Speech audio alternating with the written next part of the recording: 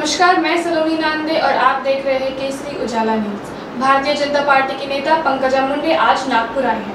उन्होंने कहा कि वे भारतीय जनता पार्टी महाराष्ट्र के प्रदेशाध्यक्ष चंद्रशेखर बावनकुळे से मिलने आए हैं। सोमवार को उनकी मां का निधन हो गया था। उन्होंने कहा कि वे उनकी माता को श्रद्धांजलि अर्पित करने और उनके दुख में सहभागी होने आए हैं। उन्होंने अनेक विषयों पर अपना मत प्रकट किया है। आइए जानते हैं उन्होंने क्या कहा। प्रयोजन काही विशेष आहे, पण ते वैयक्तिक आहे, कारण आमचे प्रदेशाचे अध्यक्ष आदरणीय बावनकुळे साहेबांच्या मातोश्रीचे निधन झाले आणि नॉमिनेशन असल्यामुळे आणि स्क्रुटिनी असल्यामुळे 2 दिवस मुंबईमध्ये होते। त्यामुळे मी त्यांना भेटायला आज आलेली आहे, त्यांच्या दुःखामध्ये सहभागी होण्यासाठी आणि त्यांच्या मातोश्रींना श्रद्धांजली। मी याच्यावर ऑलरेडी सांगितलं की अनेक वर्षांच्या प्रतीक्षेनंतर लोकसभेच्या निवडणुकीच्या निकालाच्या निराशेनंतर अनेक कार्यकर्त्यांनी हताश होऊन काही असे निर्णय घेतले। 5-6 लोकांनी आपला आत्महत्या करून जीव दिला आहे। फार वेदनादायी होतं त्या प्रवासामध्ये आणि आता पक्षाने हा निर्णय घेतलेला आहे।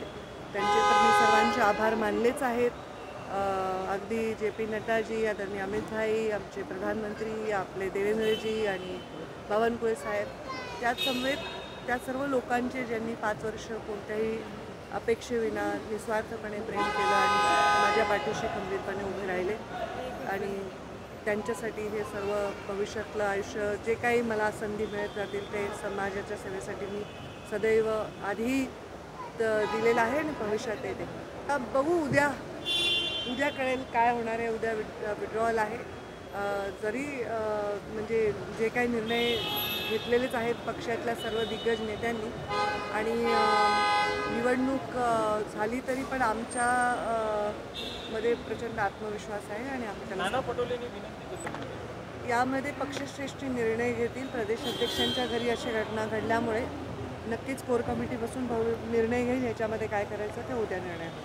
बताने वाला चेहरा मैं नहीं हूँ या मैं उतने पौधे पर भी नहीं हूँ। ये हमेशा ही आज तक पिछले 15 साल से मैं राजनीति में हूँ। दिल्ली और हमारी कोर कमिटी तय करते। कुठल्याही गोष्टीनंतर काहीतरी असतंच पुढे, तर चर्चा होतच असते। ते मी म्हटलं आणि वेळोवेळी हेच म्हटलं आहे, अनेक वर्ष झाले हेच म्हणते। पक्षश्रेष्ठी जे निर्णय घेतील ते निर्णय झाल्यावर, त्याच्यावर शिक्कामोर्तब झाल्यावर त्याच्यावर म्हणजे काय म्हणताय, म्हणजे प्रत्यक्षात ते उतरले असं म्हणता येईल।